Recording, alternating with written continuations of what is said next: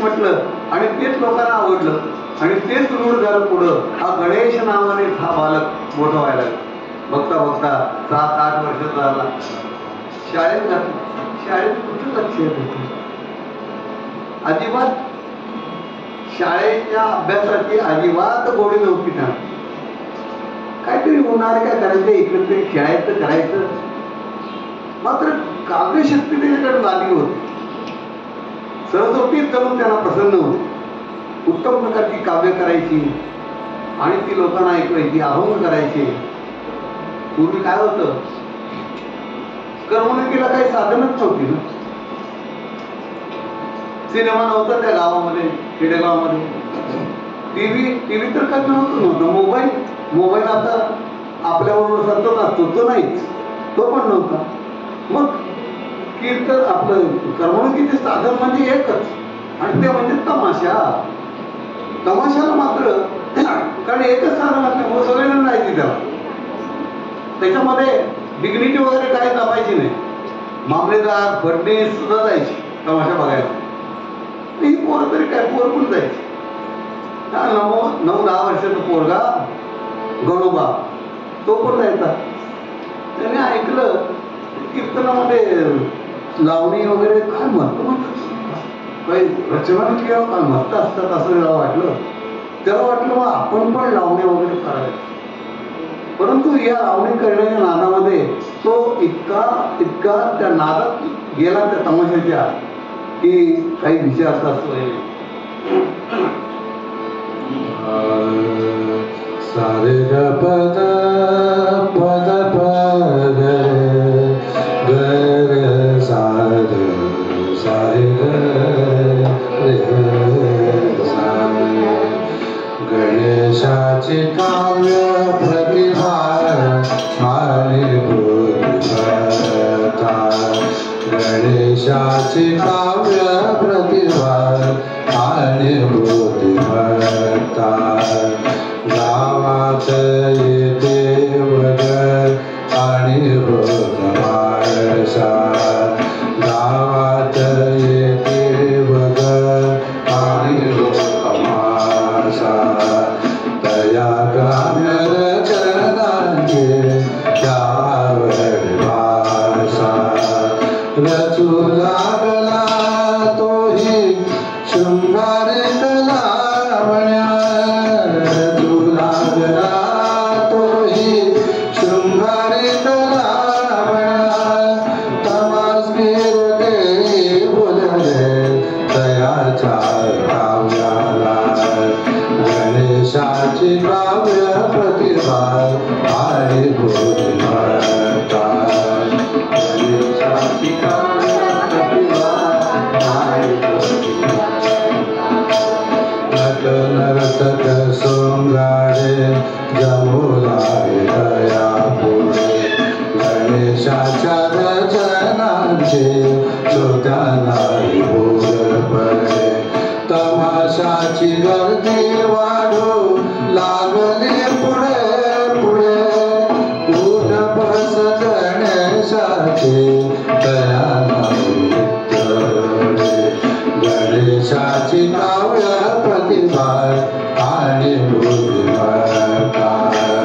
गणेशाची काव्य प्रतिभा आणि बुद्धिमत्ता. कधी अयोग्य मार्गे जायती सर्वता. जायती सर्वता. गणेशाची काव्य प्रतिभा आणि बुद्धिमत्ता. गणेशाची काव्य प्रतिभा. गणेशाची काव्य प्रतिभा. गणेशाची काव्य प्रतिभा आणि बुद्धिमत्ता. आणि बुद्धिमत्ता. आणि बुद्धिमत्ता. तर तो काव्य राहायला निर्णय लावण्याला राहिला. तिची काव्य प्रतिभा, बुद्धिमत्ता खूप होती, परंतु ती अयोग्य असे मानायला लागायला. त्याला त्या लावण्या आवडायला लागल्या. निरनिळ्या आणखी शृंगारिक लावण्या लिहायला त्यांनी सुरुवात केली. ते लावण्याचे शब्द, त्या चाली, तमाशातल्या त्या कलाकारांना ढोलकी गाणारा याला आवडायला लागले. ते त्याच्या पुढे बसायला लागले, लावणी शिकून घ्यायला लागले आणि ती शिकलेली लावणी उत्तम अशा आवाजामध्ये उत्तम अशा तालीमध्ये रात्री तमाशात ते सादर करत असतात. या नवीन लावलेली लावणी आणि त्याची चाल श्रोत्यांना पण वाढायला लागली, आवडायला लागली आणि जशी जशी गर्दी वाढायला लागली तशी त्याची निरनिळ्या लावण्यांची गरज पडायला लागली तमाशाला. म्हणून तमाशातले लोक पण त्याच्या पुढे बसायला लागले सारखे. आता नवीन लावणी सांगा, आता नवीन लावणी सांगा. आणि गणेश त्यांना निरनिराळी पदं, निरनिराळी तमाशामध्ये उपयोगी पडणाऱ्या लावण्या तो सांगायला लागला. हे बघून तमाशातली गर्दी पण वाढायला लागली पुढं. आणि या पद्धतीमुळं त्या तमाशगीर कलाकारांच्या मध्येच त्याची उठबस व्हायला लागली. सारखे त्याला पाठिंबा लागायला लोक आता नवीन काहीतरी द्या प्रत्येक वेळेला. त्यामुळे त्याचा तिथं खूप वेळ चालला. अशा प्रकारे मग यायला उशीर व्हायचा, घरी जेवायला उशीर व्हायचा. आणि पुन्हा याच्या काय याला कधी शाळेचं कधी येत नाही, आकर्षण नव्हतंच. अभ्यास वगैरे कधीच त्यांनी केला नाही. कसं चौथीपर्यंत गेलेलं तो गणू. तेव्हा तो काय त्याला आपण नुसतं जमा करायची पोरं आणि टवाळक्या उन्हाळक्या करत बसायचा तो. उन्हाळक्या टवाळक्या स्वभाव बनला प्रतिष्ठित सुटले सुटले गणेश कृत त्या गणेश कृत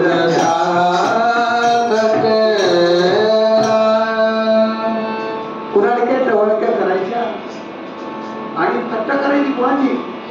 थोर म्हणायचं खूप शिकलेला आहे, चांगला, त्याची सुद्धा कधी टीका करायची कमी केली नाही. त्याला कुणाची भीट नाही, थट्टा करत बसायचं बस. उन्हाळक्या करायचं. आज त्याला शाळेत जायला उशीर झाला होता, नेहमीच उशीर होतो तुम्हाला, पण आज जास्त जरा उशीर झाला तर शाळेत एक कार्यक्रम चालला होता. एक कुणीतरी विदुषी बोलवली नव्हती आणि तिच्या पुढं हेडमास्टरनी विषय सांगितला होता की हिंदू पुरुष महिला समानता या विषयावर बोलायला सांगितलं होतं. विदुषी तर नॉलेज खूप होतं, चांगलं बोलल्यात, त्या प्रश्नच नाही. पण विद्यार्थ्यांच्या पुढं कोणता विषय ठेवावा हे खरं तर हेडमास्टरला समजायला पाहिजे. परंतु तिने मांडला विषय. गणेशला लक्षात आलं, गणू बाहेर आला आणि म्हणला एका दगडावर उभं राहिलं. त्याच्याबरोबर जे ओराडक्या करणारे टोळकं होतं त्याच्या पुढे येऊन बसलं आणि मग त्यांनी सांगायला की सुरुवात केली. बरोबर आहे म्हणा, त्या मॅडमने सांगितलेलं अगदी बरोबर आहे. पुरुष आणि स्त्री समानता पाहिजे. त्या स्त्रीत का सगळे हे सोसायचे कामं किंवा असेल ते, आणि जी कामं म्हणजे विशेषतः गर्भधारणा, सगळी गर्भधारणा, त्याची यातना, आणखी सगळं सुख पद्धतीचं फक्त स्त्रीने का नाही. माझं म्हणणं, एक गर्भारपण स्त्रीने केलं तर दुसरं गर्भारपण पुरुषाने का, असं त्याने म्हटल्यावरती ते हे जे बोलणं आहे ते हेडमास्टरच्या कानापर्यंत गेलं. ओरड टाळ्या वाजायला लागली. परंतु हेडमास्टर संतापले. त्या विदुषीच्या समोरच हे झालेलं सगळं. हेडमास्टरने त्या कानावर धरलं, आत नेलं आणि छडीनं भरपूर भडो रडकुंडे आले. 2:30-3 वाजून गेले, भूक लागलेली, मार खाल्ला. तसंच आले घरामध्ये आले, भूक लागली, बसले पानावरती जेवायला. 3 वाजले तर दुपारचे, अत्यंत भूक लागली होती. परंतु त्यांनी बघितलं, जेवायला सुरुवात केली, आमटीमध्ये मीठच कमी होतं. भूक लागलेला, वैतागलेला गणू एकदम संतापला. काय टाकू, ह्याच्यात मीठ सुद्धा नाही आमटीमध्ये, काय बनवतो स्वयंपाक तुम्ही. अरे तुला काही अक्कल आहे का, कोणाशी बोलतेस तू, काही अक्कल आहे तुला, तुझी आहे का, काय लायकी तुझी माझ्याशी बोलण्याची.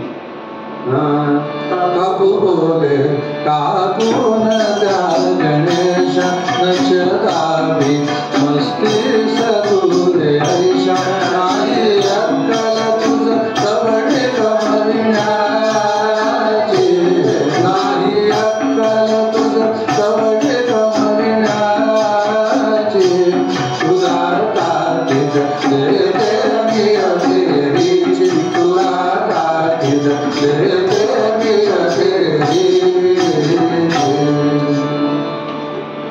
ओरडतोच माझ्यावरती लाज वाटते का म्हणे तुला? काय लायकी तुझी? मी या दाखवू नकोस. फुकट येतो जेवतो नुसतं, एक पैसा मिळवण्याची तुला अक्कल नाही आहे. इथून पुढे अशी तुझी निजा सहन केली जाणार नाही, लक्षात ठेव. असं जोरात बरवल्यावरती संताप आला याला. आधीच वैतागलेला होता, अतिशय संताप आला आणि त्याने जेवणाचं ताट पुढं सरकवलं आणि उठला आणि बाहेर गेला निघून. म्हणला या घरामध्ये आता पुन्हा येणार नाही, पाणी सुद्धा प्यायला येणार नाही. शब्द जो मले गणेशास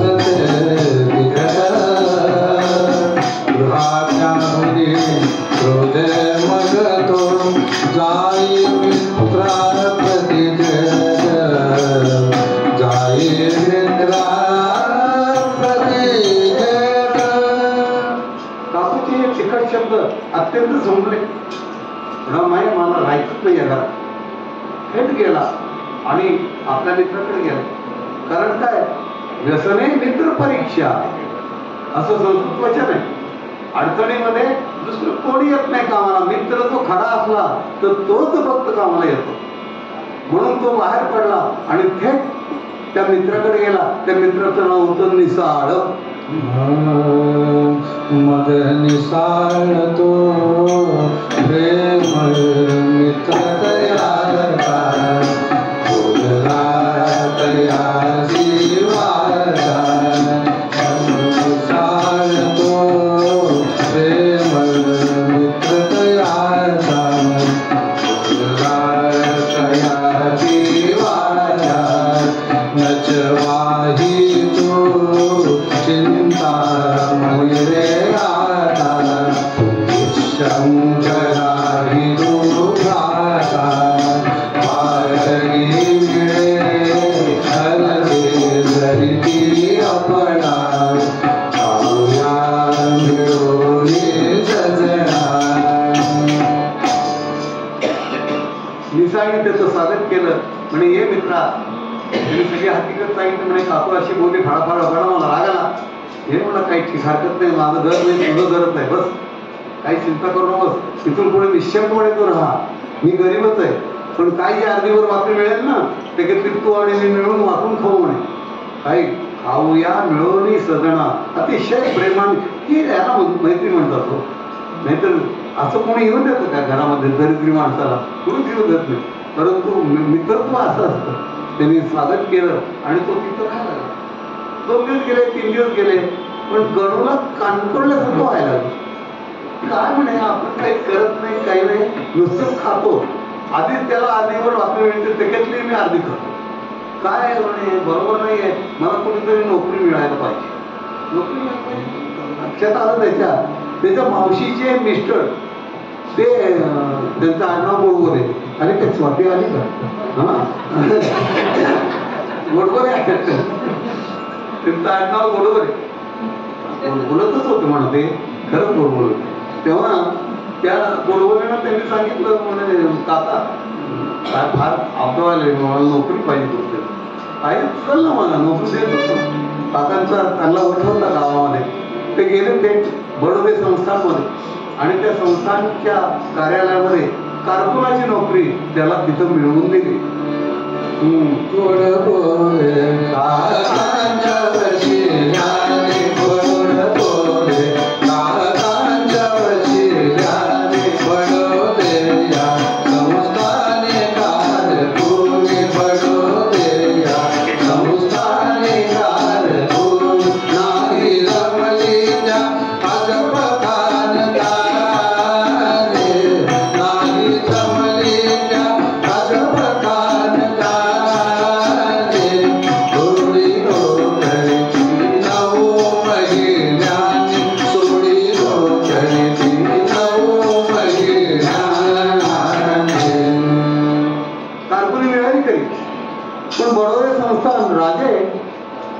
तिथलं खाका काय मिळालच ना. ते यायला लागले की हळी मारली जायची. राजे साहेब आ रहे है. मग सगळे कामगार, सगळे कारकून वगैरे सगळे आता ओळीनं उभारायचे. आणि त्यांनी त्या सिंहासनामध्ये जाऊन बसेपर्यंत मुद्रा करायचं जाऊन असं सगळ्यांनी. याला काय जमे ना ते. आणि याचा उशिरा काय याला शिस्तच नव्हती ना पहिल्यापासून. शाळेत जाण्याचं जसं तिथं पण होत होतं तसं नीट यायचं नाही, नीट करायचं नाही. त्याला शिकवायला हे काय आहे मला काही जमायचं नाही म्हणे. आणि शेवटी वैतागून ही आदवी आहे संस्थांची ती त्याला काही जमली नाही. आणि 9 महिन्यांनी त्यांनी ती नोकरी सोडली. नोकरी सोडली पण पोटाचं काय काहीतरी बघायला पाहिजे ना. विमानाप्रमाणे रस्त्यातून हिंडत होता. समोरून एक गृहस्थ आले. ते होते केनेडी नावाचे पोलीस सुपरिटेंडेंट होते. गणेशाचे काका मामलेदार होते आणि त्या मामलेदारचे हे दोस्त होते पोलीस सुपरिटेंडेंट केनेडी. मग ते गणेशला ओळखत होते. ते गणू म्हणे काय कुठं चाललाय. नाही म्हणे काका नोकरी पाहिजे म्हणे कुठंतरी काय करायचं अवघड झालं म्हणजे देतो तो नोकरी. तर तुला चालेल पोलिसात येतो का. येतो की म्हणे. तर त्याने नेलं आणि पोलिसामध्ये अत्यंत खालच्या दर्जाची नोकरी म्हणजे ती ऑर्डरली म्हणून असतात ना. कुठेतरी इन्स्पेक्टरच्या घरी किरकोळ किरकोळ झाडलोट कर कुठं बाजार कर आपली कामं करायसाठी ऑर्डरली म्हणून त्याची नेमणूक केली. रुजू झाला, पगार सुरू झाला, चांगलं काम करायला लागला. पण पोलीस किंवा कुठलीही नोकरी म्हणलं की बदली असते ना. मग ती बदल्या व्हायला लागल्या. ते बदल्या व्हायला लागल्या कुठं ते नगर नियमाचा श्रीगोंदा इत्यादी ठिकाणी अशा नोकऱ्या 11 वर्ष त्याची नोकरी झाली सगळीकडे. आणि ते श्रीगोंदात तर त्याला इतकं वाटलं काय नोकरी किती चांगली जागा आहे. श्रीगोंदा हे संतांची भूमी होती. शेख मोहम्मद नंतर प्रल्हाद महाराज असे संत होते. निरनिराळी मंदिरं होती तिथं. मंदिरं चांगली स्वच्छ असायची, दिवे लागलेली असायची, सुगंध यायचा. याला वाटायचं त्या मंदिरामध्ये जाऊन बसावं, उत्तम प्रकारे भजन म्हणावं, आनंद म्हणावे. या आध्यात्मिक वृत्तीचा तो. परंतु पोलीसची नोकरी माहिती कसली भ्रष्टाचार करणारी नोकरी ती. नाही म्हटलं तरी कोणातरी घ्यावंच लागतं असं म्हणतो मला माहित नाही. परंतु काहीतरी घ्यायचं द्यायचं असतं त्यांच्याकडे. कष्ट पण असेल. कोणी रात्री येणारे पुढारी म्हणे रात्रभर त्याची ड्युटी उभं राहायचं म्हणजे उभं राहायचं.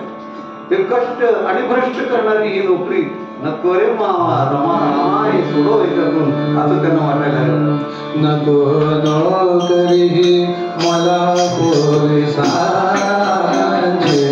नको नोकरी मला पोलिसांची. बहु कष्टवी भ्रष्टवी चित्त साची. मला यातून सर्वरी सोडवावे, मला यातून सत्वरी सोडवावे. चित्ते माझे माधवा तू बसावे, चित्ते माझे माधवा तू बसावे.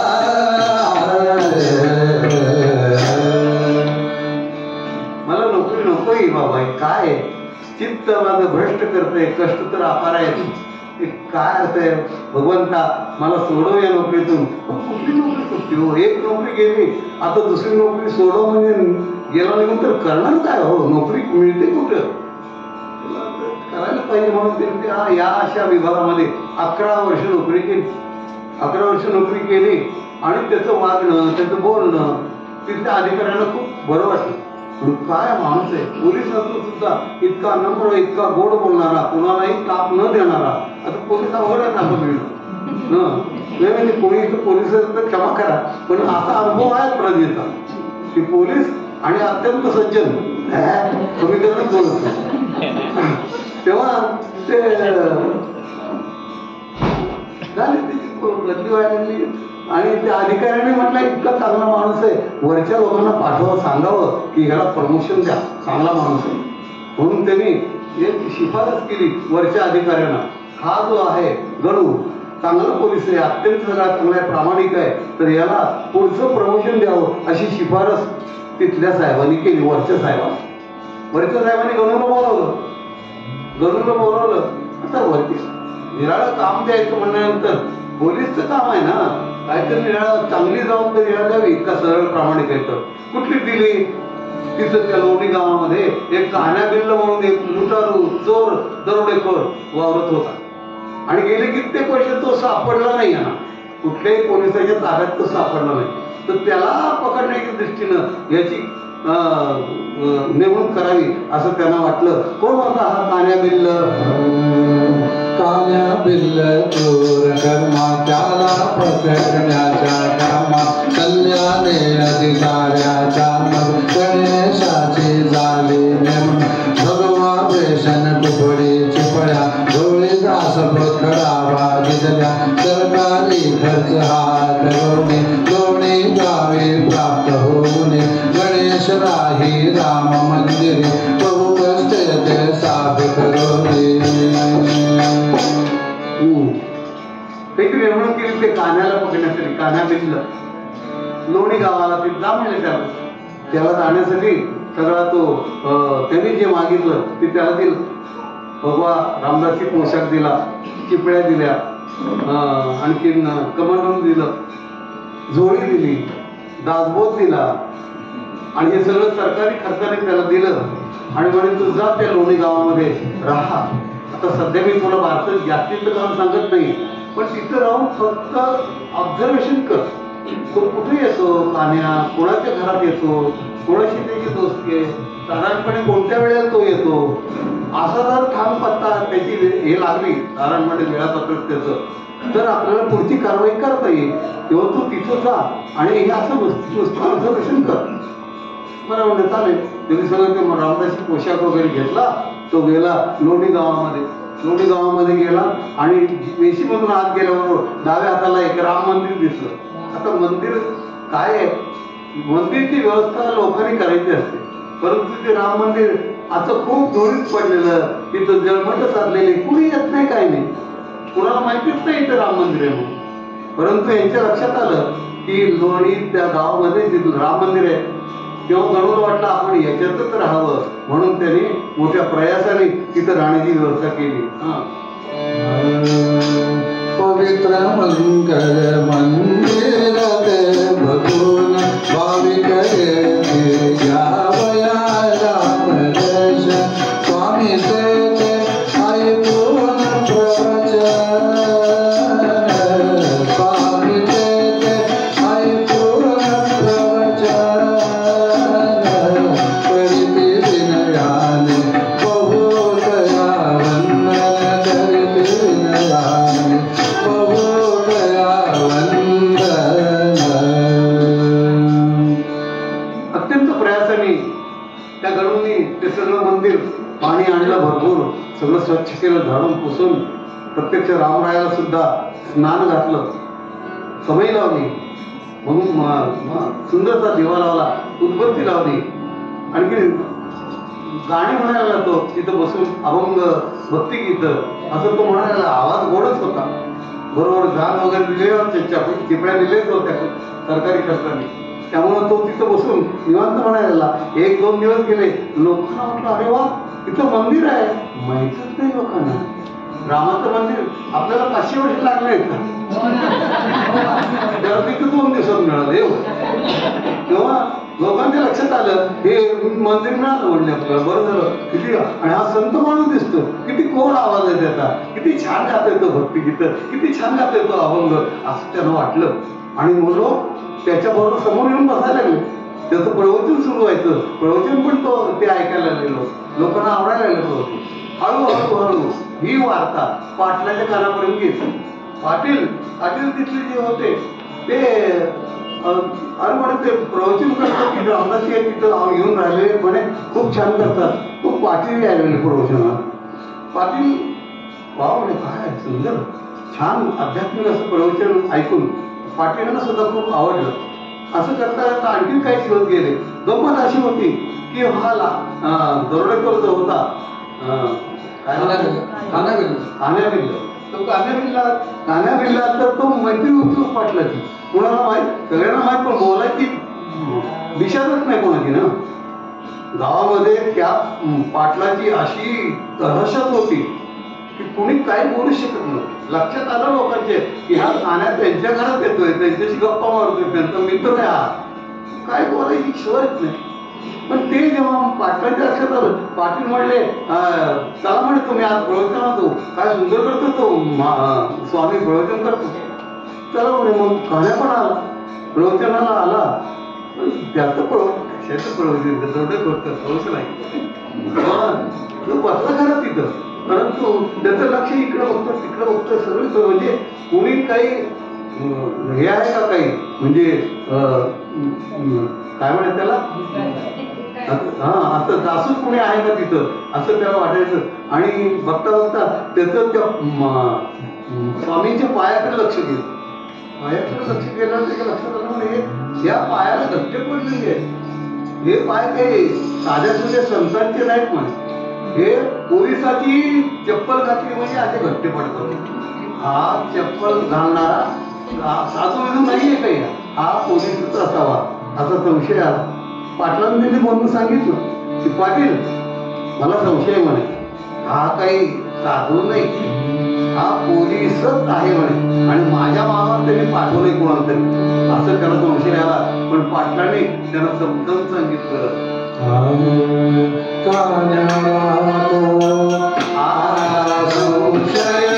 स्वामी पोलीस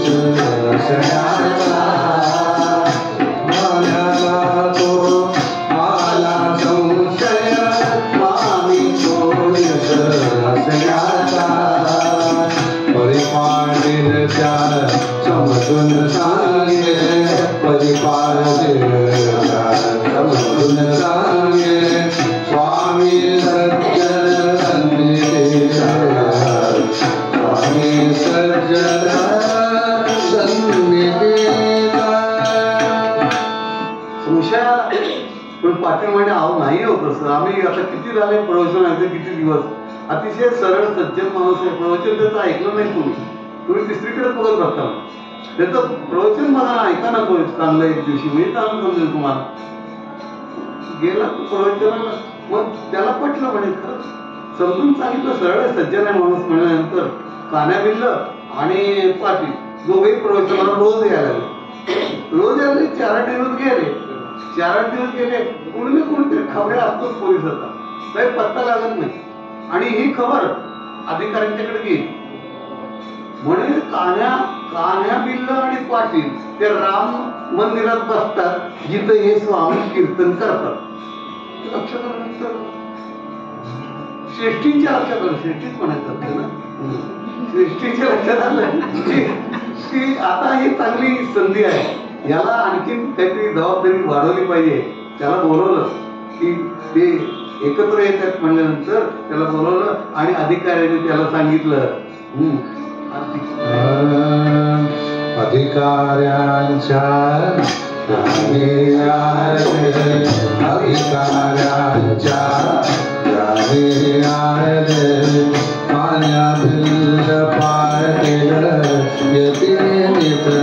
गणेश सहवासात, गणेश सहवासात, सहाबारी काळ तुसे तिथली गणेशाप्रती गायपंथी तरी कान्या सरस्वरी, गायपंथी तरी कान्या सरस्वरी. 6 महिन्यांचा तो पगार देऊ तुला, तुला पारितोषिक हस्ता शासिका, 2 पगार वाढीचे आश्वासन त्याला. सात्विक सज्जन सदाचारी गण अतिशय भयभीत होईल, निर्जला भाषिकला चले जाई, निर्जला भाषिकलाकडे जाई. अधिकारी त्या बोलत ते म्हणले, आता तू इतकं काम चांगलं केलंस, आता ह्याच्या पुढचं काम सांगतो तुला. म्हणजे काय सांगता, त्याला 6 बारी पिस्तूल दिलं, काडतुस दिली. आणखीन ते म्हणाले हे घ्यायचं आणि त्या कानाला ताईबंदी करून आणायचं, आणि नाही जमलं त्याला मारून टाकलं ना तरी चालेल, परंतु हे काम करायचं. त्याच्यासाठी तुला 6 महिन्यांचा पगार देतो एकदम, रोज पारितोषिक सुद्धा देऊ. तो कानाला मारून टाकलं किंवा पकडून आणलं तर. आणि आणखीन तुला सांगतो 2 महिन्यांचं इन्क्रीमेंट तुला देऊ, 2 वर्षाचं आधीच इन्क्रीमेंट देऊन टाक. इतकं त्याला सांगितलं. आणि ते पिस्तूल काढतोस याला कधी नेमबाजी पण माहिती म्हणता येत किंवा त्याची. आतापर्यंत सगळं चांगलं होतं, गोड बोलायचं, प्रवचन द्यायचं सोपं होतं, कारण वृत्ती प्रवचन करायची होती, आपण ते सगळं होतं. परंतु ते पिस्तूल म्हटलं त्याला ते मला तर त्या विलासरावची आठवण होती. त्या कुठल्या तरी याच्यामध्ये आहे ना जुन्या नाटकामध्ये ते विलासराव धरतो ते असं, आणि असं नाही तुम्ही हे काय अंगावरती दागडी काढून यावं असं होतो.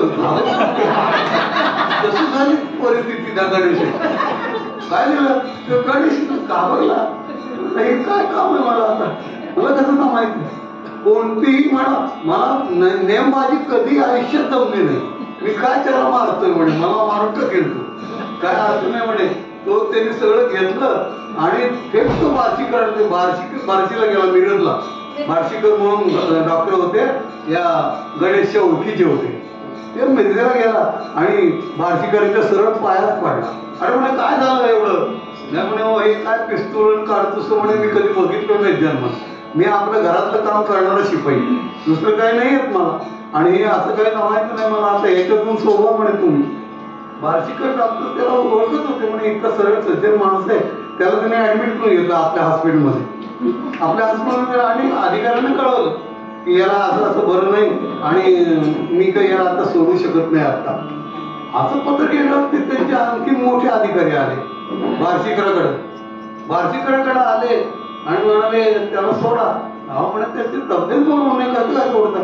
तुम्ही काळजी करू नका, आम्ही त्याला आणखी मोठ्या डॉक्टरकडे, सिव्हिल सर्जनकडे नेतो. मोदी आणखीन अशी त्याला ट्रीटमेंट देतो, योग्य असेल तर ऑपरेशन वगैरे सुद्धा करू, त्याला बरं करायची जबाबदारी आमची, तुम्ही काळजी करू नका. आणि त्याला त्या जीप मध्ये घातलं आणि त्या सिव्हिल सर्जन होते बोस नावाचे, त्यांच्याकडे नेलं. त्यांच्याकडे नेईपर्यंत बार्शीकरांनी काय केलं, फोन करून त्या बोस डॉक्टरला सांगितलं की म्हणे हा पोलीस अधिकारी या गणेश नावाच्या पोलिसाला घेऊन येत आहेत आणि त्याची अशी अशी पद्धत म्हणजे घाबरला भयंकर तो, तर तो या आपल्या प्रकरणातून सुटावा अशी काहीतरी शक्कल तुम्ही लढवा. आता तुम्हाला काही जास्त सांगायला पाहिजे असं नाही, असं फोन केला. हे लोक गेले म्हणजे त्यांनी ऍडमिट करून घेतलं, म्हणजे आहे नाही बरं नाही ते त्याला, बरोबर म्हणे, म्हणून त्याला ट्रीटमेंट देतो आणि बघू म्हणे 4-5 दिवसांनी काय होतंय ते. गेले अधिकारी 4-5 दिवसांनी परत आले, म्हणजे काय झालं त्याला? नाही म्हणे ते काय करू नये, त्याच्या हृदयामध्ये सूज आली. काय माहिती मला माते डॉक्टर काय करतात, पोलीस अधिकारी का माती समजलं हृदयावरती सूज आली आणि तो कुठल्याही प्रकारचं आणखी भारी काम करू शकत नाही म्हणे, म्हणजे मारामारी करणं वगैरे हे नाही, त्याला तुम्ही रिटायर करा म्हणजे. आणि तुम्हाला आधी त्याला रिटायर करायचंच नसलं तर त्याला त्या तुमच्या ऑफिस असतं ना, त्या ऑफिसमध्ये शिपाईची नोकरी द्या, इकडची फाईल तिकडं, तिकडची फाईल इकडं, फाईल इकडं तिकडं करता करता जवळपास मिळतात सगळ्यात. गेले 70 वर्ष आपण हेच ऐकतोय ना, आता बदले परवा दिवशी तो होणार आहे आता बदल. तेव्हा तो बदल व्हायलाच पाहिजे. तेव्हा त्याला तशी सूचना दिली. बार्शीकरांनी सांगितलं याला काही जबाबदारीची उपयोग नाही देऊन तुम्ही याला ऑफिसमध्ये शिपाया म्हणून बसवा. काय नाराज झाला आता, एवढं मोठं सर्जनचं जर सर्टिफिकेट असं दिलंय लेटर तर काही इलाजच नाही. त्यामुळं पोलीस अधिकाऱ्यांचा पण काही नाईलाज झाला आणि त्यांनी त्या ऑफिसमध्ये त्याला शिपाई म्हणून ठेवलं. मग त्याला काहीतरी कामं सांगायची, जी कामं सांगतील ते करायची. एके दिवशी काय झालं, ते एक महाराष्ट्र गव्हर्नमेंटचे एक ऑफिसर, त्यांचं नाव काय नाव, इस्लामपूरकर. हा, इस्लामपूरकर नावाचे एक अधिकारी महाराष्ट्र गव्हर्नमेंटचे, ते पुराण आणि पोथी यांचं संशोधन करण्यासाठी येत असत. तसे ते इथे येणार होते यांच्या गावी, आणि त्यांची व्यवस्था करायला गणूला सांगितलं होतं. गणूनी त्या तिथं आजोबांच्याकडे जे पुस्तकं हे होती पुराण पोथ्या, ती सगळी काळजी घेतली, ती धूळ घटलं होती, व्यवस्थित टेबलवरती मांडून ठेवली. आणि तो त्या खानावळीत जेवायला गेला. खानावळीत जेवत होता. खानावळीत जेवायला गेला. जेवता जेवता त्यांचा एक मित्र होता शामराव. तुला काय गणवा, काय चाललंय म्हणून, काय काहीतरी आज्ञा येते ना, ते करावंच लागतं म्हणे आम्हाला, काय करायचं म्हणजे, काय आज्ञा काय झाली म्हणे, ते कोणतरी काय ते इस्लामपूरकर नाव म्हणते, तो येणार आहे म्हणे, आणि कुठं ते पोथ्या पुराण यांचं संशोधन, काय संशोधन म्हणजे काय करणार आहेत माहित नाही, पण मग त्यांची व्यवस्था करायला मला काय ते ब्याज येण्याच्या आधी निघून गेली ना तर बरं वाटतंय मला, असं तो बोलतोय. आणि ते इस्लामपूरकर महाराज त्याच खानवळीत पलीकडे बसले. त्यांना ऐकलं सगळं बोलून, ही व्याज येण्याच्या आधी निघून गेली तर बरं वाटेल असं याच्या तोंडून त्यांनी ऐकलं. आणि मग गणोबा जेवण झाल्यावरती त्या आजोबांच्या इथून निघून गेले. खूप खुर्ची एक ठेवली समोर, त्या खुर्चीवर ते साहेब बसतील, इस्लामपूरकर कोण येणार आहेत ते, म्हणून ते समोर बसला आणि इस्लामपूरकरांची वाट बघायला लागला. इतक्यात इस्लामपूरकर आले. दारातून आत आल्याबरोबर गणेश बघतच राहिला. अरे म्हणून या माणसाची मी टिंगल केली, तोच माणूस तिथं आला, काय करू, अतिशय खजील झाला आणि तो त्यांच्या पाया पडला.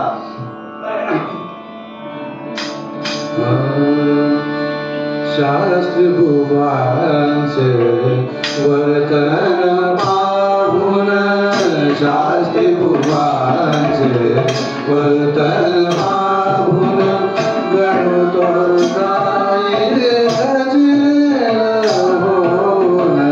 शास्त्री भुवांचे वर्तन पाहून, केल्या त्याची क्षमाच मागून, अनन्यतयासी झाला शरण. शास्त्री भुवांचे वर्तन एवढं जरी बोललं होतं, टिंगल केली होती, तरी शास्त्री बुवा एकदम शांत होते. संतांचं लक्षण आहे बरं का, कुणीही काहीही बोललं तरी संत शांतच असतात. आणि ही शांती संतांच्याकडूनच शिकायला पाहिजे. आपण जमत नाही आपल्याला, संत जमली पाहिजे. तेव्हा नाही जमली तर काय उपयोग या जीवनाचा. तेव्हा ते शांत ती बघितली आणि गणू तर त्याच्या सरळ पायात पडला. म्हणे त्या खानावळीत मी नाही ते बोललो म्हणे, मला क्षमा करा म्हणे. आणि क्षमा करा म्हणल्यानंतर मग उठलं आणि नाही, त्यात नुसतं क्षमा करून नाही म्हणजे समाधान होणार, मला तुम्ही शिष्यच करून घ्या ना, शिष्यच करून घ्या. नंतर कानामध्ये सांगितलं तुम्ही, म्हणजे त्याचा पण निर्मळ आणि स्वच्छ स्वभाव बघितला गणेशचा, तेव्हा वाटलं हा माणूस सरळ आहे. तेव्हा त्याला करायला हवं नाही शिष्य म्हणून. आणि इस्लामपूर भाऊ अध्यात्मातलेच होते, त्यांनी त्यांना शिष्य करून घेतलं. गणेश केले शिष्य दयाने, मंत्र निघला कार्य करतोने, विठुरायाचे नाम घेऊन विठ्ठल निराळे. गणेशाला त्यांनी शिष्य करून घेतलं, कानामध्ये मंत्र दिला आणि सांगितलं नित्य पंढरपूरची वारी करत जा असं सांगितलं.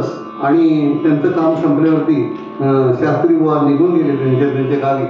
गणूंनी तो मंत्र घेतला, पण बरोबर त्यांनी तसं केलं. अत्यंत शुद्धतेनं सकाळी व्यवस्थित होऊन तो माळ घेऊन 2-3 माळ तो त्यांनी सांगितलेला मंत्र म्हणत असे. अत्यंत मनपूर्वक भावुकतेनं सगळं तो करत असे, गुरुजींची आठवण करून, लक्ष्मण महाराज आपलं इस्लामपूरकर महाराजांची.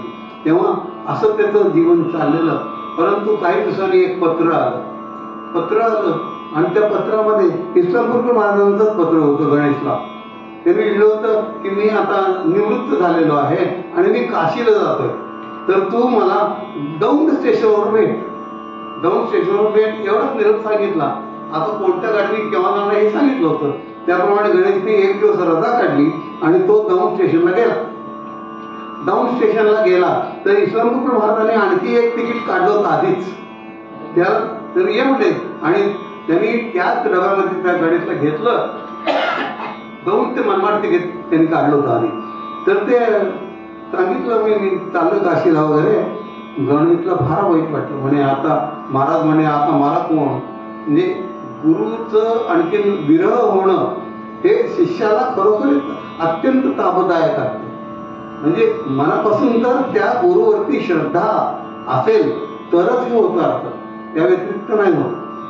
काय कुठल्या तरी देवाची प्रार्थना करताना, कुठली तरी पूजा करताना डोळे भरून आले का कोणाची कधी की हे देवा मी तुझा आहे, तूच माझा सांभाळ कर असं म्हणताना कोणाचे डोळे भरून येतात का? ते भरून यायला पाहिजे, ते भरून यायला पाहिजे. ती अर्थता, ती श्रद्धा आपल्यामध्ये निर्माण व्हायला पाहिजे. तशी श्रद्धा गणेशच्या अंगात होती. गणेशचं हृदय दाटून आलं, नयनामधून अश्रू व्हायला लागले. गणेश त्यांचे पाय सोडीच ना. अरे गणेश म्हणे त्याला काय करायचं, मला आता काशीला जायला पाहिजे. आणि पूर्वीच्या काळी काशीला गेलेला माणूस बहुतेक परत येत नसे, कारण काशीला आलेलं वर्ण फार चांगलं असत अशी एक समजूत होती. अर्थात तिथं गेल्यावरती तसं होतच असं नाहीये. तिथं जाऊन पुन्हा तिथंच कधी दारू पीत बसलो तर काय उपयोग आहे? काशीमध्ये नुसतं मराठी उपयोग नाही. त्या अध्यात्मामध्ये जेव्हा लीन झालो आणि मग तिथं म्हणाला तर बरोबर आहे. तेव्हा तसे ते येत नाही. परत म्हणल्यानंतर त्यांना खूप वाईट वाटलं. इस्लामपूर महाराजांनी सांगितलं अरे तू काळजी करू नको, इथंच शिर्डीला साईबाबा आहेत ना, ते आणि मी निराळे नाहीत. तेव्हा मी जरी नसलो तरी तू शिर्डीला साईबाबांच्याकडे जा, तेच तुझे गुरु मान असं त्यांना सांगितलं. आणि आणखी एक काम आहे म्हणजे गुरु हा कागद घे. कागद घेतला त्याने वाचला. त्यांची म्हणजे ते महाराष्ट्र गव्हर्नमेंटचे चांगले अफसर होते, त्यामुळे त्यांचा एक मळा आणि घर वगैरे बऱ्यापैकी होतं. ती सगळी इस्टेट त्यांनी या गणूला आपला वारस म्हणून मृत्यूपत्र करून दिलेलं होतं. त्याने वाचलं. महाराज म्हणे मला हे काही नको म्हणे, तुमची फक्त कृपा माझ्यावरती असावी, बाकी काही नको मला. नाही म्हणे तू हे घे. नको म्हणे महाराज, नको नाही, ही आज्ञा आहे माझी. आता गुरुची आज्ञा मानलीच पाहिजे. तेव्हा ती घेतलं ते मृत्यूपत्र आणि मनमाडच्या स्टेशनवरून गाडी सोडून खाली उतरताना त्याचा खूप गळा दाटून आला. आणि नंतर तो मनमाडची गाडी खूप लांबपर्यंत जाईपर्यंत तो अत्यंत दुःखी होऊन त्या गाडीकडे पाहत होता, कारण गुरुजीचा विरह त्याला सहन होत नव्हता. नंतर तो ताबडतोब उतरला आणि थेट गुरुपत्नीकडे गेला. गुरुपत्नीकडे गेला आणि त्याला वाटलं की हे कशाला मला मागायला नको, मी गुरुपत्नीला देऊन टाकतो असं म्हणून ते गुरुपत्नीचं दार कोटवलं. तिने दार उघडलं. कोण आपण म्हणून विचारलं. म्हणून मी महाराजांचा शिष्य आहे, गणेश माझं नाव. तिला माहित झालं होतं हे गणेशच्या नावाने सगळं करून दिलंय का, ह्याच्या बाबाची इस्टेट आहे का, ह्याला कशाला दिलं असं तिला भयंकर संताप आलेला होता. आणि त्या संतापलेला चेहरा म्हणतच होता, कोण तो दास गणू सोडतो पटला, कोण तो दास गणू सोडतो पटला. आमचांदनावर नागगणू प्रसवला, आमचांदनावर नागगणू प्रसवला. कोण तो दास गणू सोडतो पटला.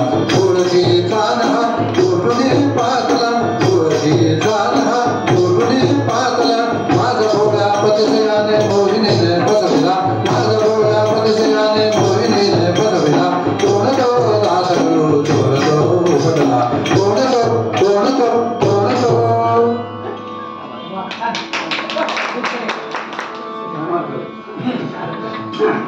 हल्ली हा दार कोणी घेतच नसतं, कोणा माहितच नाही हा दार आहे. तेव्हा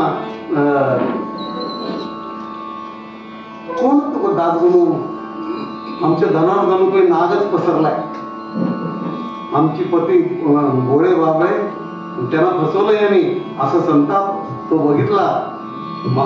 गणून लक्षात आलं म्हणे आता याच्यावरती एकच उपाय आहे. जाऊन त्याने धाडकन गुरुपत्नीच्या पायावरती डोकं ठेवलं आणि ते मृत्यूपत्र त्या पायावर ठेवलं. म्हणे माई साहेब मला नको म्हणे, मला काहीच नकोय, हे घ्या म्हणे, गुरुजीने दिलंय पण मला नकोय ते, हे घ्या. त्याने मृत्यूपत्र परत दिल्यावर म्हणल्यानंतर गुरुपत्नी जरा शांत झाली आणि त्यांनी सांगितलं की मला दुसरं काही नकोय, पण गुरुजी देवपूजेमध्ये ज्या विठ्ठलाची मूर्तीची पूजा करत होते ना, ती विठ्ठलाची मूर्ती फक्त मला दिली तर बरं होईल. मग ती विठ्ठलाची मूर्ती दासगणूला दिली आणि तो अत्यंत शांतपणाने ती मूर्ती घेऊन आला. गुरुपत्नीच्या पदी अर्पिले मृत्यू गणदासे पूजेतील ती विठ्ठल मूर्ती, पूजेतील ती विठ्ठल मूर्ती, मोरे घेऊन गेला मोरे घेऊन गेला. गुरुपत्नीच्या पायात ती ठेवलं आणि त्यांनी विनंती केल्याप्रमाणे ती विठ्ठल मूर्ती घेऊन गणू परत आला, आपल्या कामावरती रुजू झाला. परंतु रुजू झाल्यानंतर काय तिथं एक ग्रस्त होते, ते त्याचं नाव काय, चांदोरकर महाराज हेडक्वार्टर होते. ते गणेशला चांगलं जाणत होते आणि हा गणेश उत्तम चालीची गाणी अभंग वगैरे करतो, त्यांना आवडायचं ते त्याला स्टूलवर बसायचं जवळ आणि त्याची गाणी अभंग ऐकत बसायचे. आणि ते चांदोरकर महाराज, चांदोरकर हेडक्वार्टर साईबाबांचे शिष्य होते. शिष्य म्हणजे साईबाबा त्यांना फार आवडायचे असं. तेव्हा साईबाबाचे काही दिवसांनी रामनवमीचा उत्सव होता. त्या रामनवमीच्या उत्सवाला जायचं असं त्यांनी ठरवलं चांदोरकरांनी. आणि मग त्याला विचारलं गणूला, म्हणजे तू येतोस का माझ्याबरोबर? म्हणजे चला की साईबाबांच्याकडे. आणि मग तो चांदोरकरांच्या बरोबर साईबाबांच्याकडे गेला. चांदोरकरांच्या ते संगे शिर्डीचे आले, चांदोरकरांच्या ते संगे शिर्डीचे आले, तिथे साईबाबांचे दर्शन झाले, तिथे साईबाबांचे दर्शन झाले. चांदोरकरांच्या ते संगे शिर्डीचे आले, चांदोरकरांच्या ते संगे शिर्डीचे आले. माता देवीताचे पाया रोमावली ज्याची काया, माता देवीताचे पाया रोमावली ज्याची काया. मुखी गुरुची आले दाटून हृदया, स्मृती गुरुची आले दाटून हृदया. चांदोरकरांच्या ते संगे शिर्डीस आले, चांदोरकरांच्या ते संगे शिर्डीस आले. संत दिसती वेळ आले परी अंतरी मिळाले, संत दिसती वेळ आले परी अंतरी मिळाले. याचा प्रत्यय येता नयनी अश्रू काढून आले, चांदोरकरांच्या ते संगे शिर्डीस आले, चांदोरकरांच्या ते संगे शिर्डीस आले, शिर्डीस आले, शिर्डीस आले. चांदोरकरांच्या बरोबर गणोबा शिर्डीला गेले आणि साईबाबांच्या पायावरती मस्तक ठेवल्याबरोबर कृष्णानंद महाराजांनी सांगितलेली ती गोष्ट त्याला आठवली की साईबाबा आणि मी वेगळा नाहीये. ते सांगितल्याबरोबर निज गुरूंची आठवण त्यांना झाली, कंठ दाटून आला. आणि खरोखर संत निराळे जरी दिसत असले तरी ते एकच असतात, त्याची वृत्ती एकच असते, काहीही फरक नसतो संतांमध्ये. तेव्हा संत दिसती वेगळाले परी अंतरी मिळाले. तेव्हा अशा प्रकारची भूमिका त्याच्या लक्षात आली. खूप आनंद आला. साईबाबांच्या संगतीमध्ये 2-4 दिवस काढले आणि पुढे 3-4 दिवसांनी रामनवमी येणार होती. रामजन्माचं कीर्तन कोणी करावं या बाबतीमध्ये त्या समितीची मीटिंग भरली, साईनाथ समिती जी आहे ती, तेव्हा तिथं असं ठरलं की म्हणजे हा गणोबा चांगला आहे की म्हणे, त्याला सांगावं कीर्तन करायला. त्याला सांगितलं म्हणे रामदेवाचं कीर्तन करतो. आणि म्हणे माझं काय अजून नाही म्हणे, होते तुमची चांगली, तुमची स्फूर्ती चांगली आहे, तुम्ही चांगलं लिहू शकाल, अजून 3 दिवस अवकाश आहे, तुम्ही लिहा आणि जन्माचं कीर्तन तुम्ही करायचं म्हणत. त्यांना कार्य स्फूर्ती होते. 2 दिवसामध्ये त्यांनी सगळं लिहून काढलं आणि रामजन्माचं उत्कृष्ट कीर्तन करायसाठी तो सगळा तयार झाला. धोतर घेतलं, डब्बा घातला, उपकरणं अंगावरती टाकलं, पगडी घातली आणि मग तो गेला. कीर्तन करण्यापूर्वी सद्गुरूंचं दर्शन घ्यावं म्हणून तो साईबाबांच्याकडे गेला आणि साईबाबांना पाया पडला. कुठून निघालास तू? त्या म्हणे रामजन्माचं कीर्तन आहे ना आत्ता, कीर्तन झाला. आणि मग हे असं काय असं कुठं जायचं असतं कीर्तनाला? त्यांनी ती पगडी काढायला लावली, नंतर डब्बा अंगातला होता तोही काढायला लावला आणि फक्त उपकरण तेवढं त्याच्या अंगावर टाकलं आणि सांगितलं ना असं जायचं असतं कीर्तनाला. नटून तटून काय ते काय लग्नाला निघाला असता काय तू? आणि असं बोलल्यानंतर दादगणू महाराजांची जी पठडी आहे कीर्तनाची ती अजून सही अशीच आहे. फक्त धोतर आणि एक उपकरण फक्त अंगावरती घेऊन संबंध ते कीर्तन करायचं असतं, अशी म्हणजे पठडी आहे. पण आता हे आपण निराळ करतोय, हीच पद्धती आता आम्ही शिकलोय, त्यामुळे आम्ही हीच करणार. त्याचं पद्धत फक्त दासगणू महाराजांचे विषय आमची पूर्ण भाव पूर्ण आहे, प्रश्नच नाही. म्हणून तर मी प्रत्यक्ष आणलेले मूर्ती फोटो सुद्धा आणलेला दासगणू महाराजांचा आणि अत्यंतिक अशी माझी भावना आहे दासगणू महाराजांच्याविषयी. तेव्हा अशा प्रकारचं तिथं झालं, कीर्तन उत्तम झालं आणि मग साईबाबा म्हणाले तू राहा म्हणे येतं 8-10 दिवस, त्या ह्याला जाऊ दे, तुझे क्लार्कला परत जाऊ दे. ते गेले आणि साईबाबा आज्ञेप्रमाणे राहिले. आणि साईबाबांनी सांगितलं आता तुला चांगली आणखी काव्यशक्ती आहे, तर तू निरनिराळ्या संतांची चरित्र कीर्तनोपयोगी अशी लिही म्हणे. आणि तिथं बसून त्यांनी 8-15 दिवसामध्ये ती अत्यंत अशी चांगली कीर्तन आम्हाला कीर्तनकारावरती महत्व उपकार करण्यासाठी जणू ती लिहिली होती. 80-85च्या वरती अशी कीर्तन त्यांनी लिहिलेली आहेत आणि अशा प्रकारची कीर्तन लिहिली. आणि त्यांनी साईबाबांच्या आज्ञेप्रमाणे जाऊन त्या पोलिसाची नोकरी सोडून दिली, राजीनामा दिलाय आणि मग एवढी कीर्तन करायला सुरुवात केली. ते आता गणोबा राहायचे नाही, ते संत कवी दासगणू म्हणून ते ओळखले जायला लागले. सगळीकडे त्यांची कीर्तन व्हायला लागली आणि अशी कीर्तन होत असताना एकदा त्यांचं कीर्तन पुण्याला झालं आणि त्या सदाशिव पेठेमध्ये वरती गॅलरीमध्ये, खानावळीच्या गॅलरीमध्ये ते उभे होते आणि खालून एक मुलगा चाललेला होता. धन्य तुझे दास गणू सगुण गुरुवरा, धन्य तुझे दास सगुण गुरुवरा.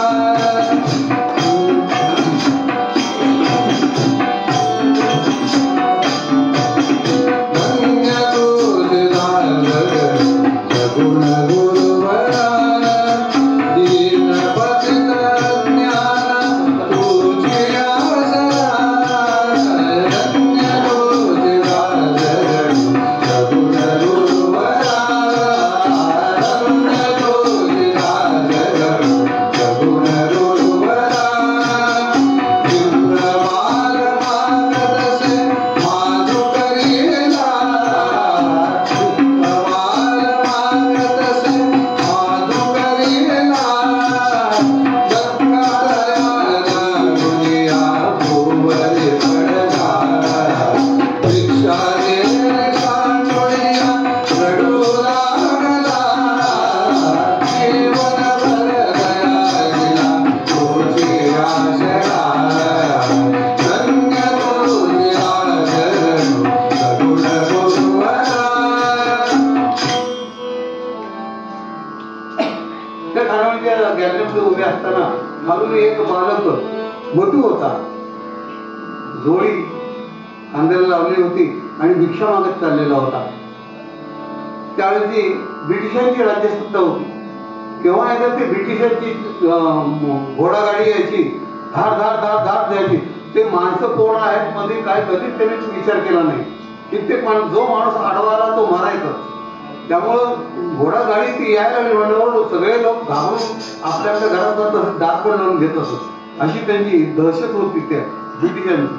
आणि अशा परिस्थितीत या बालकाला काही समजलंच नाही आणि त्या बगीचा त्याला धक्का लागला आणि तो जमिनीवर आपटला.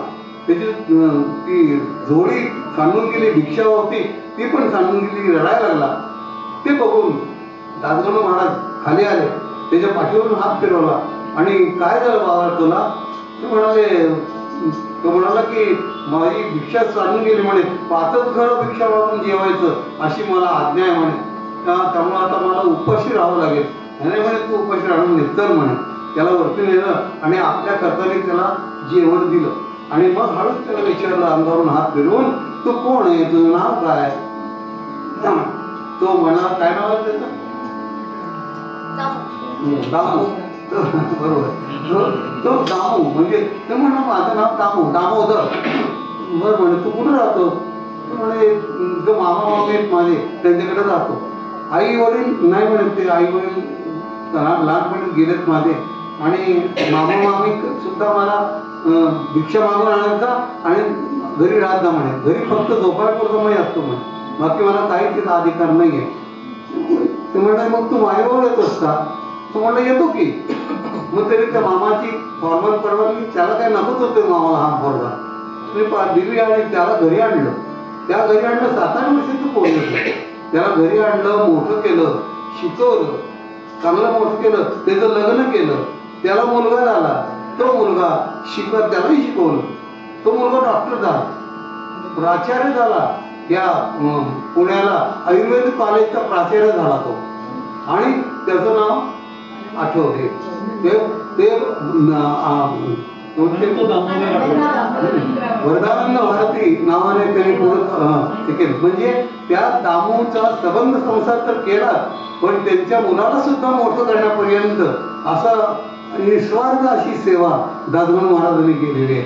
तेव्हा म्हणून धन्य तुझी गुण गुरुपरा, धन्य तुझी राजगणू गुण गुरुपरा, विश्वगुरु दशग्रंथी असे ब्राह्मण, पत्नी कीर्तनाज येई काळ येऊन, पदस्मात बेशुद्ध तो बाळ होई, मृत्यूदडी गणू त्याची जवळची येई, दास गणू आर्तते विनवी विठ्ठला, गुरुकृपेने बाळाचा पुनर्जन्म झाला, धन्य तुझे दास गणू गुण गुरुवरा.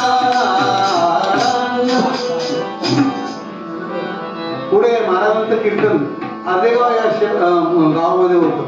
ते आदेगाव त्यावेळेला कीर्तन चालू होतं. त्या गावामध्ये कॉलरेची साथ होती आणि पूर्वी काय असे इंजेक्शन वगैरे असं काही नव्हतंच पूर्वी.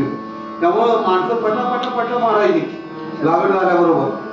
तेव्हा काय करायचं हे नव्हतं, यांचं कीर्तनला करतील व्हायचेच. तिथले दशग्रंथी ब्राह्मण होते आदेगावकर म्हणून. त्यांची पत्नी आपल्या 1.5 वर्षाच्या मुलाला घेऊन कीर्तनला आली होती. मूल मांडीवर होतं, परंतु एकाएकी काय झालं माहितीये, ते पोरं 2 वेळेस त्याला उलट्या झाल्या आणि त्याने डोळे पांढरेच केले हो एकदम. कारण ऑलरेडी साथ होती. सगळ्यांना वाटलं की आता काही जगणं शक्य नाही. त्या बाईने पुसलं आणि सरळ महाराजांच्याकडे नेलं. म्हणे ही एकूण परिस्थिती कॉर्ना वगैरे आहे, काय मला काही शाश्वती सांगता येत नाही. म्हणे या मुलाचं काय करा, तुम्हीच आता काहीतरी करा आणि जगला वाचला तर तो तुमचाच मुलगा असं समजून मी तुम्हाला अर्पण करेन म्हणे. पण बघा म्हणे याला वाचवा. महाराज म्हणे माझ्या हातात काय. परंतु त्यांनी त्याच्या अंगावरून हात फिरवला आणि आर्ततेने पंढरीनाथाला त्यांनी मनोमन खूप प्रार्थना केली की म्हणे कसंही कर, माझी आणखीन तुला अत्यंतिक अशी विनवणी, तू या मुलाला बरं कर. आणि काय खऱ्या भक्तांची विनवणी ही परमेश्वराला आज्ञाच असते जरूर. तेव्हा काय किंवा काय झाली माहित नाही, परंतु ते बाळ आपोआप बरं झालं. आणि अवघ्या 1.5 वर्षाच्या बालकाला घेऊन दासगणू महाराज घरी आले. त्या बाईने सांगितल्याप्रमाणे तुम्ही आता घेऊन जा याला म्हणून. ते घेऊन आले, त्याला मोठं केलं, त्याला कीर्तन शिकवलं, वेद शिकवले आणि मग ते बालक तुकाराम आदेगावकर म्हणून सगळ्या महाराष्ट्रात प्रसिद्ध झालं. अजून सुद्धा नीता आदेगावकर म्हणून आमच्या डोंबिवलीला आहेत, त्या त्यांच्या सुनबाईच आहेत तुकाराम आदेगावकरांचे. तेव्हा अशा प्रकारचा परोपकार करण्यासाठीच ते महाराज जन्माला आले होते. आणखीन एक अशीच कथा काय झाली पुढे. सगन पारटक वारे पुनाड पालक सगन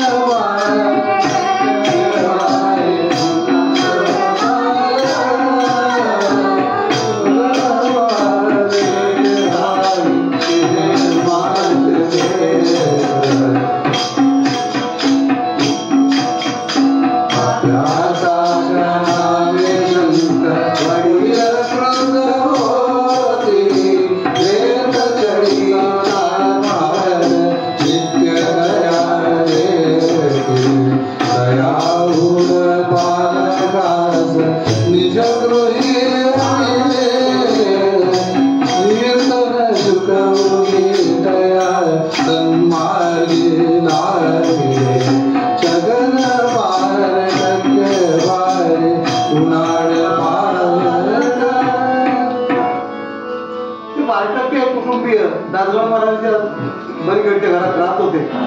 त्यांचा मुलगा छगन नावाचा. छगन 5% अतिशय गुण मुलगा.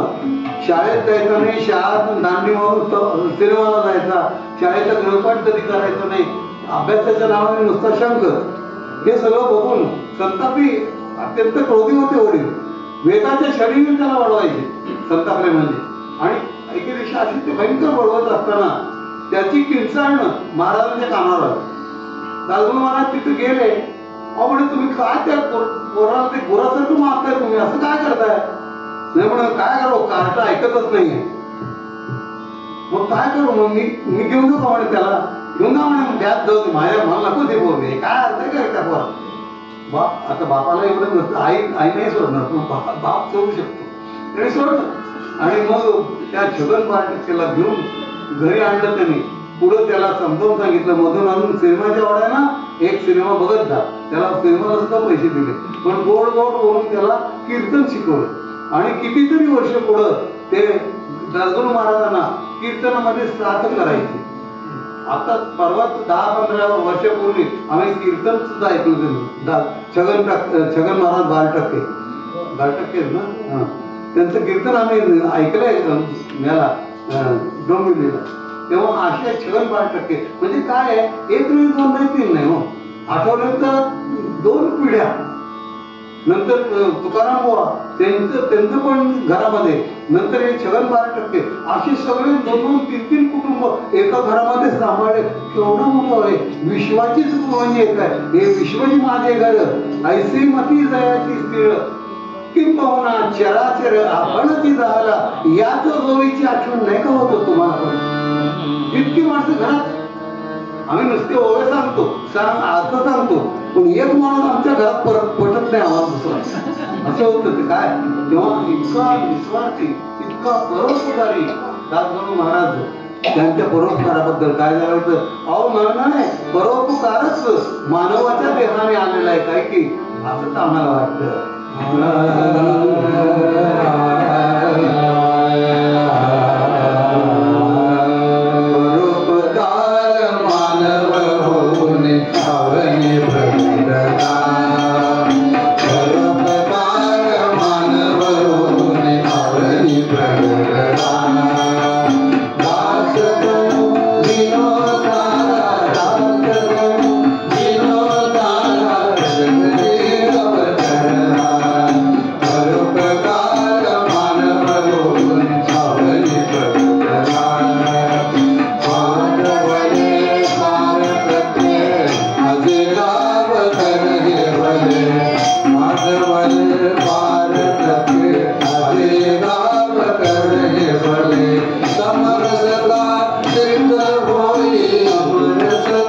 सिद्ध होई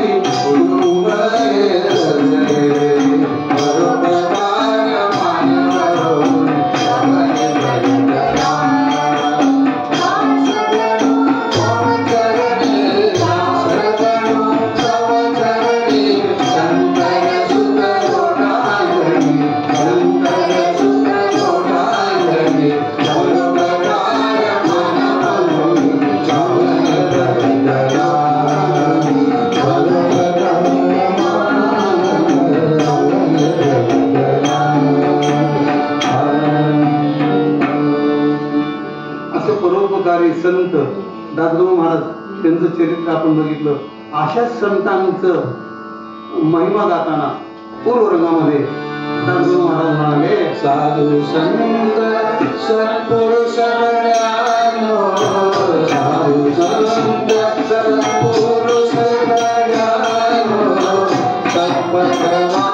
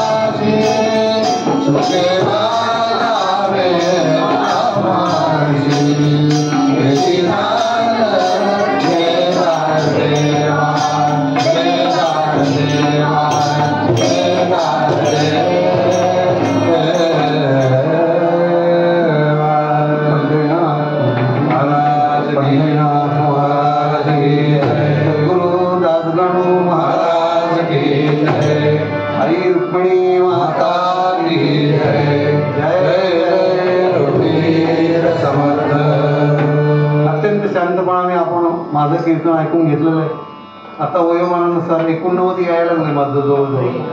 तेव्हा त्या परिस्थितीत तुम्ही ऐकून घेतलं याबद्दल मी आपले धन्यवाद मानतो. आणि तुमचं हे प्रेम असंच शेवटपर्यंत असू द्यावं अशी विनंती करतो. आणि निघण्यापूर्वी प्रसाद घेतल्यावर कोणीही जाऊ नका अशी मी तुम्हाला विनंती करतो. धन्यवाद.